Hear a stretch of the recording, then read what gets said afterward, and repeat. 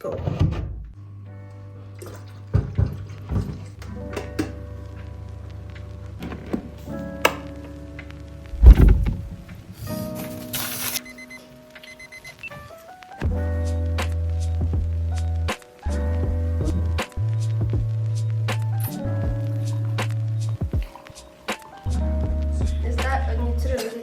Бәріне сәлем, сіздермен Айжан және де көптен шықпай қойған влог. Мен немен сөйлесің? Сөйлеме. Менің бүгінгі таңғы асым осындай: алма, нан, ірімшікпен, сосын творог. Чисто студенческий десеңді. Менде негізі күнде параларым сағат 10-да басталады. Және де мен сол 10-дағы параға бару үшін таңғы 7:30-да тұрамын күнде. Бірақ та бүгін бірінші параға болмайды. Бірінші пара болмайды. Ладно, болмайды емес, просто мен өзім барғым келмей қалды. Сондықтан екінші пара бізде сағат 11:50-де болады. Соған барамын. Асықпай, лучше ұйқымды қандырып, сөйтіп барғаным жөн деп, сол үйде қалып қойдым. Мен жаймен деп жаңа жылдық атмосфера жасауға тырысып жатырмын. Жалпы жаңа жыл менің ең сүйікті мерекелерімнің бірі, себебі біріншіден мен өзіме сыйлық аламын, және де басқаларға сыйлық берем.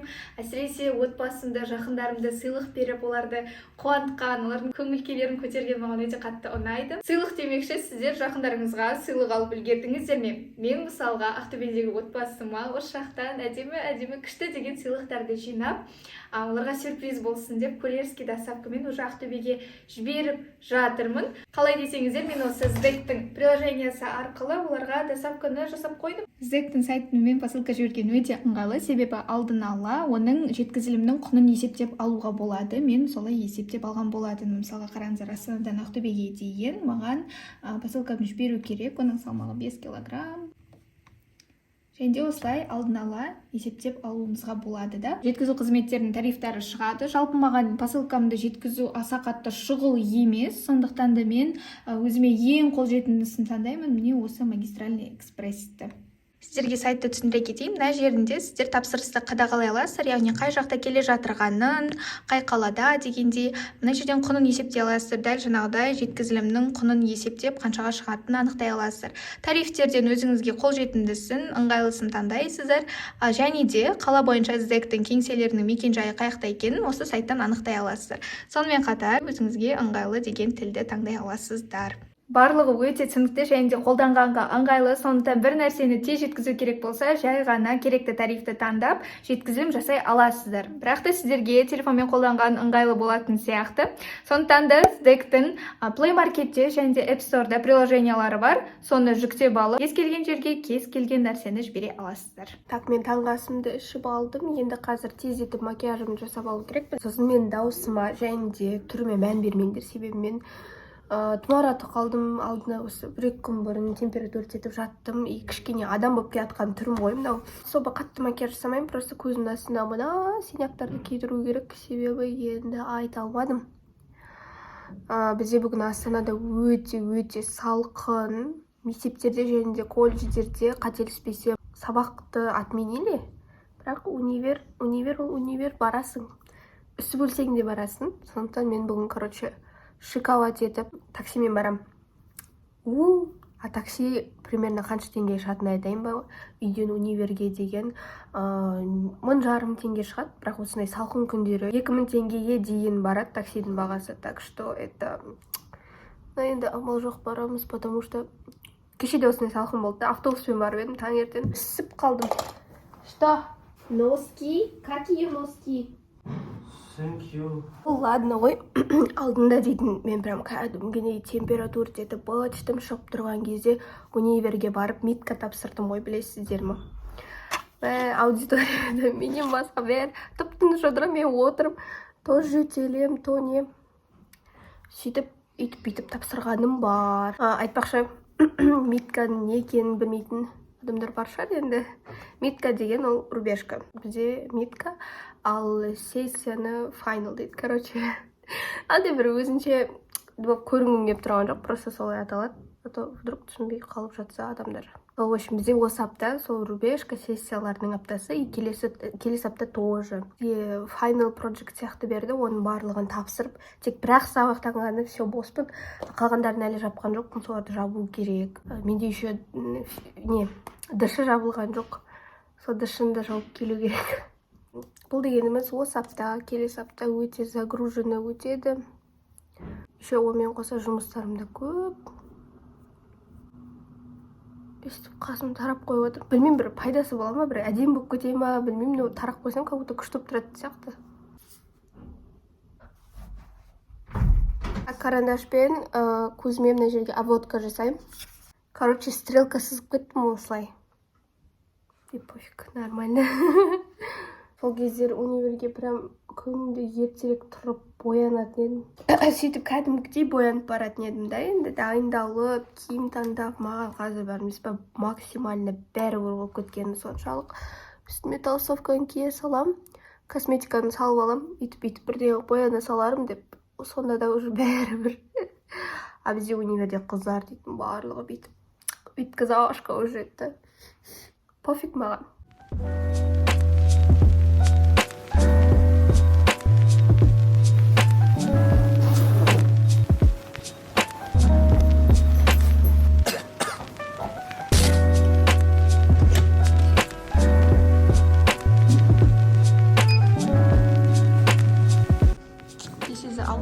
Астанада ешкім андай сыланып киініп жүрмейді, себебі барлығы салқында жылы киініп жүруді ойлайды. Вот. Саламатсыз ба?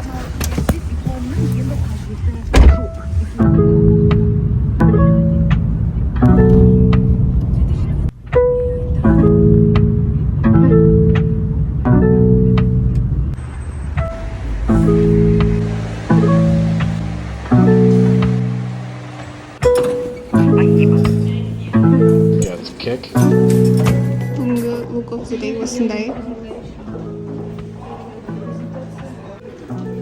Офисный работник сияқты. Сәлем түсер. Бізде влог. Қатесің бе? Мен суға көсті. Әдемісіз ғой, сол қарай бергім келеді. Қалайсыз? Маникюр покажи. Покажи маникюр. Уая. Фитнесқа барасың ба бүгін? Me too. Просто маникюрға ақша жоқ. Сәлем достар, бүгінгі біздің блогқа қош келдіңіздер. Бізде қазір базовый иностранный деген және біз Болай деп жатыр. Болай деп жатыр. Элеонора дейтін бізде вечно кешіп келетін қыз. Соған орын алып қойдық. Бұл біздің кабинетіміз. Өте әдемі көк цвет больничный.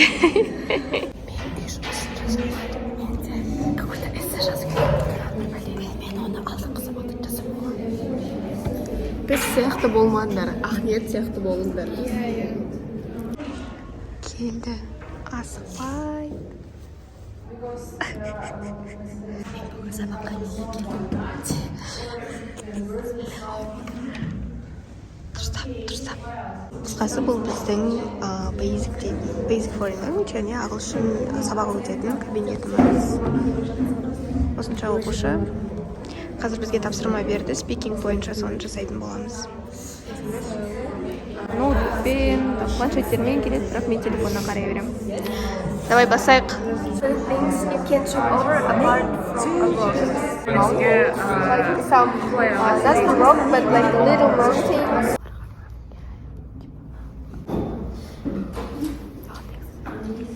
In the mountains round Kalatow, and we were going back to the hotel down this steep road. Yeah, I know. Seni сейчас снимаю. Шынымен қазақ тілі келмей қойға болады екен ғой. Қасы стақырсызына. Эссеге ма? Вообще в целом сабаққа келмей қойға болады ғой. В смысле, реально? Жоқ, сен сабаққа ше. Қазір тапсырып атсаң болады. Тапсырып болған соң келу керек. Вроде. Зачем? Ты же сдала. Attendance қанша процент сенде қазақ тілі? 89 Attendance нормальный болғанда, қызбай қойға болады не? Ненормальный болып тұрмаса. Вообще. Biz samolyot жасап отырмыз қазақ тілінде. неге осылай істемейді көрмей бері сабақты Кімдікі лучше? сенікі конечно они үшін көрейікші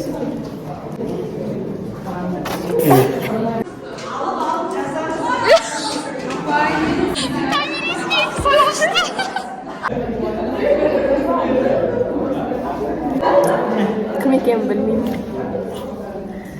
Потом басқа адамға ұшып жібереміз ба?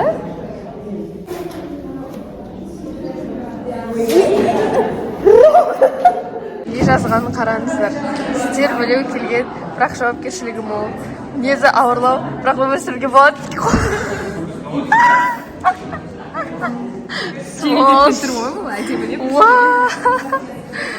Маған самолеттен қайтып ұшып келді. Біреу секунд ақылдай деп жазып жатты. Ұшып жіберейік бірсін. О, самолетик. Басқаңыз туралы жазып. Мынау қалай ұшады? Не деген самолет? Қада ұшып тұр. мастер-класс үйретейін ба қалай үйретілерін жасау керек Тас аружан. Жазып, ұшырамын сені. Мен самолетикті өзіме ұшып келді. Күшті, өзінше деп ойладым, бірақ өзі қарапайым екен. Тиктоктар ұнайды дейді. Приятно.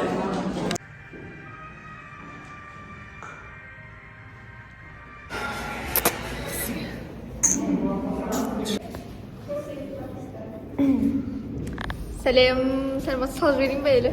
Бізде қазір так, граммар болады.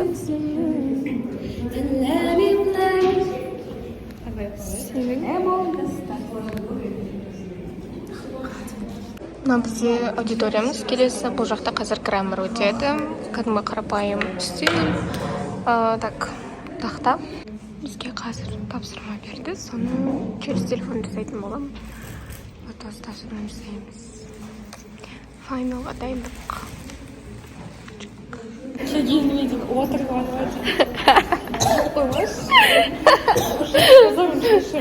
оқушылардың көреді мені Нефтема болатын дауысы. осы сен боянға келіпсің Бізде сабақ бітті. Енді қазір асханаға барамыз ішуге. Давайте тур жасаш, Аружан, сделай тур. Бұл біздің үшінші этаждың ортаңғы жері. Вроде бы ана жерде атриумымызде, короче. Ана жақта сабақ оқимыз. Анда біз тамақ аламыз. Өте қызықты, рахмет. Сіздер бабл ти іше аласыздар. Оны ішейік үшін. Оны айтпақшы екінші курс оқитын бала ашты білесіңдер ма? Өте күшті.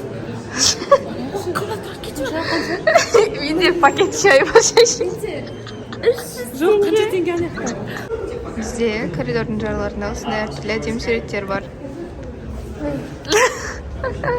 Маған осы картина өте қатты ұнайды. Мысалға не тағы да. О май гад. Сырный самсадан.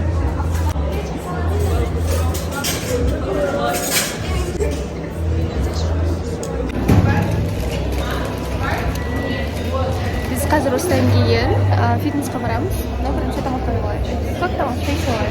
Фитнесті жапты. А біз әлі жаққан жоқ. Осындай үлкен кезекте күтеміз.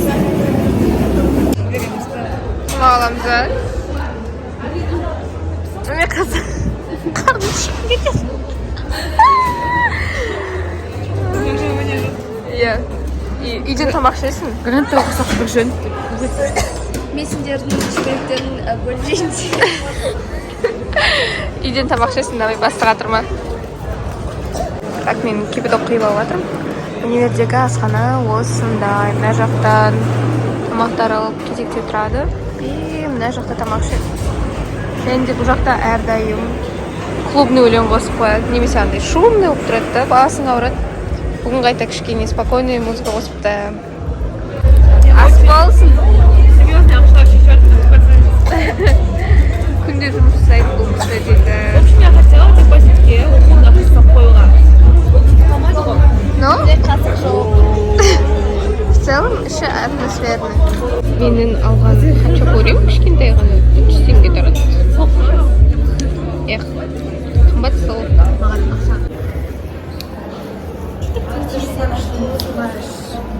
неге түсірмеске кім кедергі десең да біз тамақтанып алдық. Телефон кімдікі?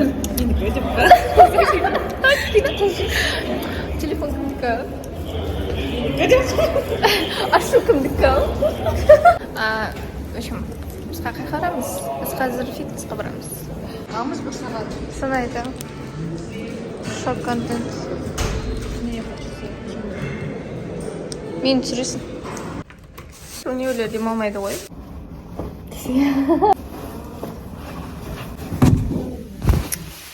Сенсор. Осындай йога залы бар. Бұл жақта көбінде қыздар отырады, және де көбісі жай ғана уақыт кетіріп телефонда отырады. Солардың қатарында мен де бармын негізінде. Просто арасында өстіп ағаш болып қалған денемді разминка жасап сөйтетінім бар.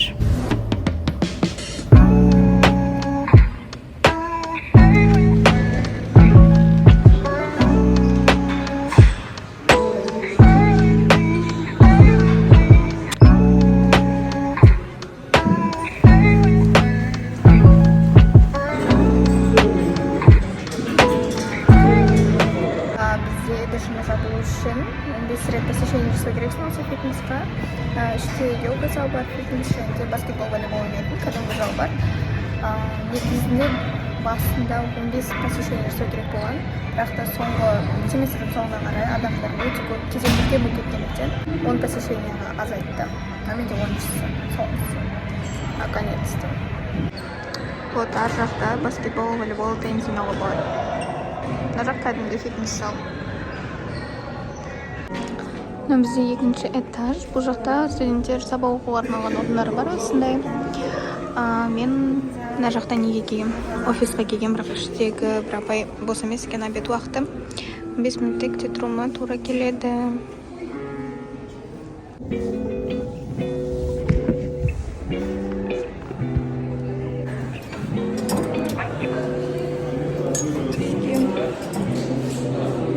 Проблемамды шешіп, сұрақтарымды қойып алдым. Енді қазір үйге барам. Болды. Автобуспен дала қайта таңертеңге қарағанда жақсы екен, жылы. Таңертең тіптен аяз болып тұрады ғой.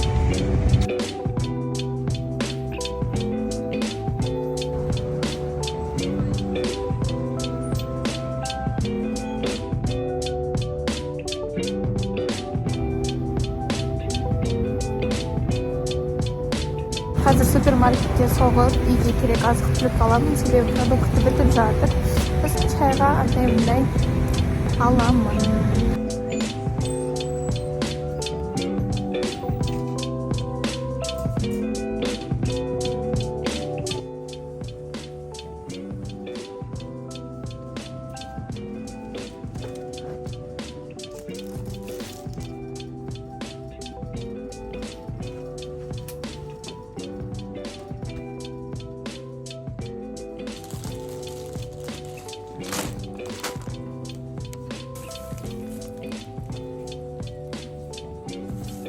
Осылай пакет болып арқаланып келе жатырмын. Студенттік өмірдің эстетикасы. Та-да-да-дам.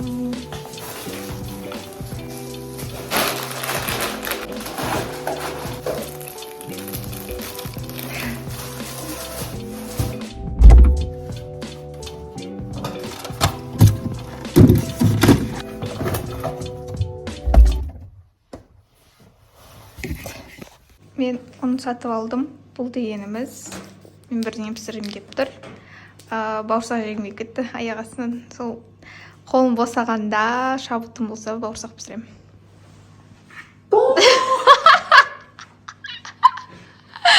Адамдар шок кетеді.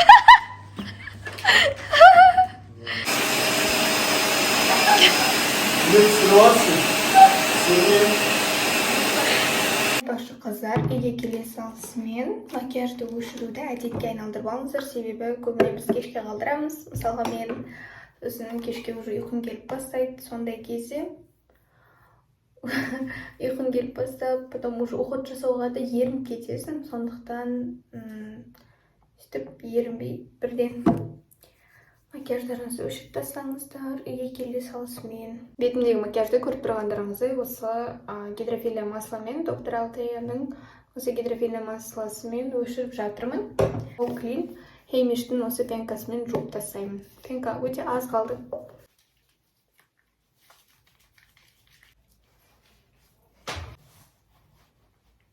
Тазарт болғаннан кейін осы Косрикстің осындай 2 в 1.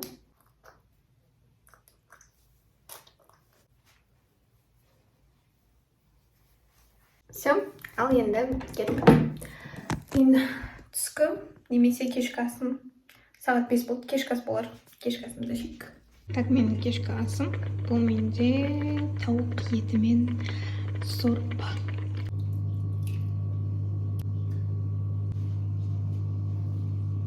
Қазіргі жоспарларынан жарнама түсіруім керекпін косметикаға.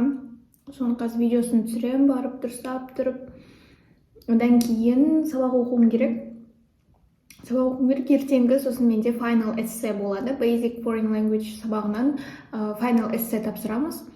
Сіздерде рубежка сессия тапсырып жатсаңыздар, сіздерге сәттілік тілеймін. Ойдағыдай тапсырып шығыңыздар, себебі андай атмосфера болып отыр, жаңа жылдың суматохасының атмосферасы да.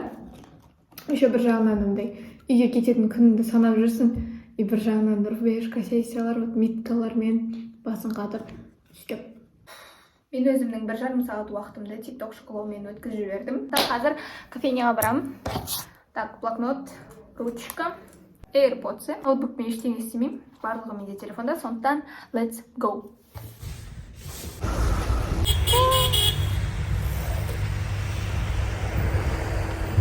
Жаным, менің сүйікті кофейняма да кетіп қалдық. Күшті қылып қойған жаңа жылдық қылып. Мына кісі мені преследовать етіп жүр. Мен кофейняға келсем. Еще мен тасақ.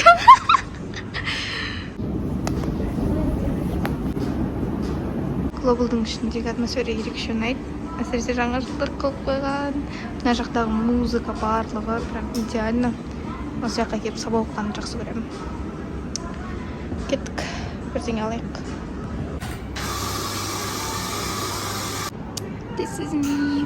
И, кстати, Айдан толстовкасын киіп алдым. То есть худин кофтасын.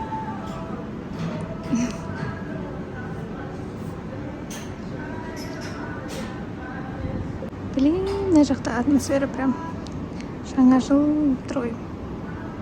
Күшті. Обожаю. Так, осындай моти алдым. Черничный. Шемен аудим. Қышқыл болады. Дәл керек осыдан қышқыл бірдеңе жегім кеп жүрген. Қышқыл тәтті. И латте.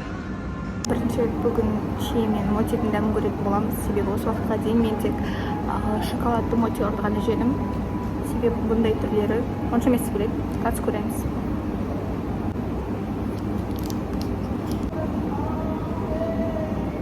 Дәмді. Оннан 7. Бұл жақта маған тағы да бір ұнайтын жері кілең менің сүйікті плейлистімді қосады. Менің сүйікті әншілерімді, менің сүйікті өлеңдерімді жаздым.